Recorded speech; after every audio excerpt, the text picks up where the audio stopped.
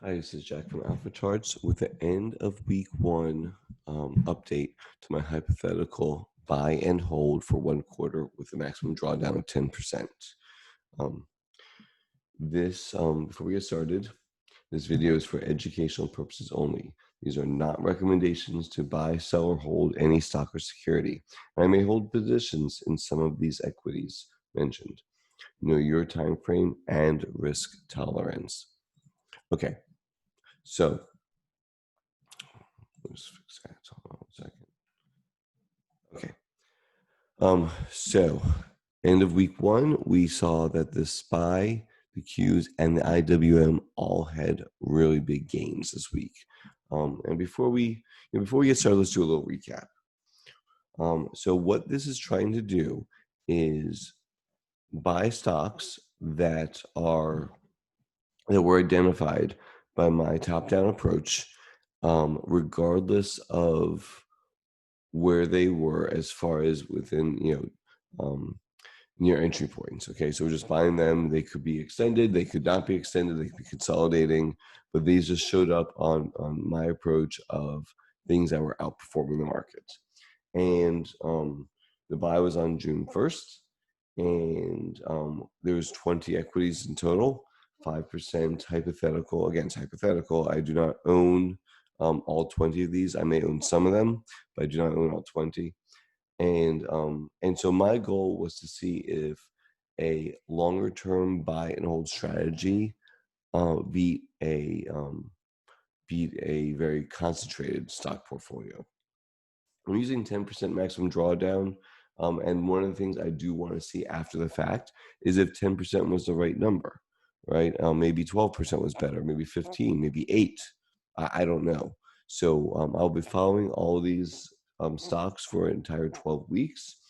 And so, I do work full time. So one of the things I'm always trying to do is to kind of automate my process by keeping my rules very simple and very strict. Um, and I'm also trying to reduce emotional responses to the market by looking at these at the end of the week. And the third goal here is to validate or invalidate my top-down approach and see if it's worthwhile. Now, I did start this in the worst quarter of the year, seasonally the worst quarter of the year. So that definitely does not go in favor of this experiment. But each year we have to go through this worst quarter of the year. So might as well, go through the hardest quarter and see how it does. So I've now color coded the first week, and the way that we're doing it is if it's green, that means that we are up versus our buy point. If it's yellow, it means that we are down versus our buy point, but not stopped out.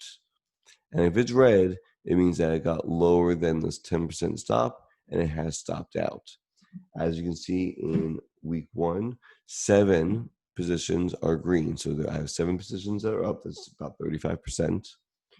10 are yellow. So 10 are lower than the buy point, but not stopped out. And 3 are red. 3 would hypothetically be stopped out with a 10% drawdown, or some of them would be greater because I am looking at end of the week. So that is another thing that I will look at after the fact is 10%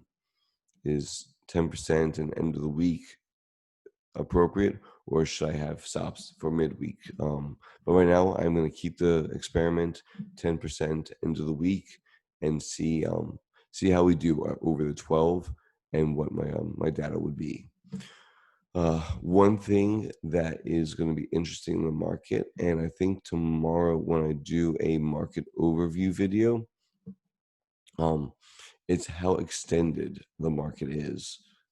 It is crazy extended, and just looking at the Qs as since I do like the growth stocks, I mean we are going, let's go back to bars, literally straight up here, right? I mean there's no give back in the Qs, yet growth names, right? Growth names kind of aren't really doing as good as the overall market, right? You look at SPX, it's literally, I mean, straight up here.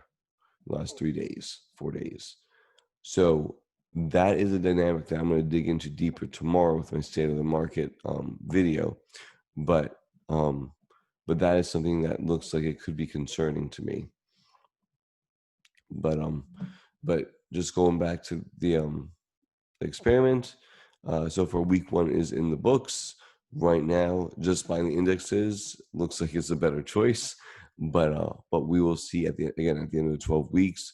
Again, we're trying not to we're trying to take the emotions out of it and stay away from the major gyrations in the market and only stop out if needed. Now, one last thing before I go, an interesting if the market does turn over here and we get a very significant pullback, it'll be interesting to see how quickly I get out of the market, right? And and protect my potential equity here. So that's another interesting effect that we may or may not see going forward. And that's what I have. So again, week one is done. Right now, 7 are green, 10 are yellow, and 3 are red. I'm looking forward to see what week two brings. And take care, guys and gals. We will talk to you next week.